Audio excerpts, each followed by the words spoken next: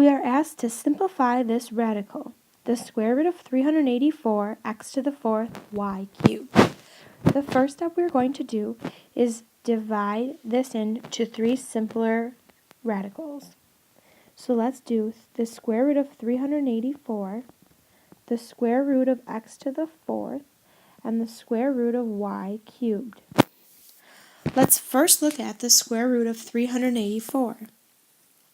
When looking at this, we want to find the perfect square that goes into 384. 384 is not a perfect square because when we take the square root of it, we are left with a decimal. So let's find the perfect square that will fit into it evenly. So we can break this down into the square root of 64 and the square root of 6. 6 times 64 will give us our 384. And we know that 64 is a perfect square because what is the square root of 64? It is an even 8, leaving us with the square root of 6.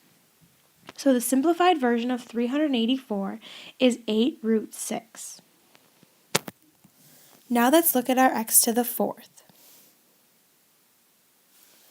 We can break our x to the fourth down.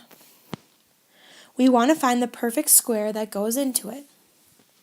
Well, we can take our square roots and break it down again. X to the fourth can also be written as x squared times x squared. When we multiply our x's together, we add the exponents, so we would get 4 in the exponent place. So it would be x to the fourth. Now, to make this a little easier, we can also put the 2 out here.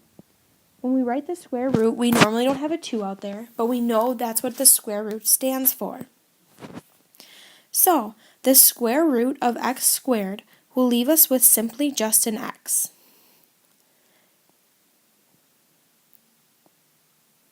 We can do the same thing with the other one, the square root of x squared. These can go away, and we are left with just an x. So our x's will be multiplied together. Now let's look at our y cubed. We can break this down into two radicals also.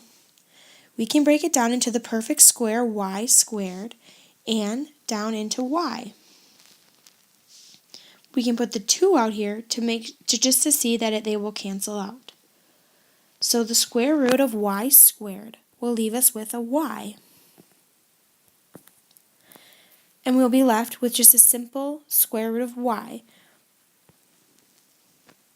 So let's put our whole answer together. We will have the pieces without the radical be 8.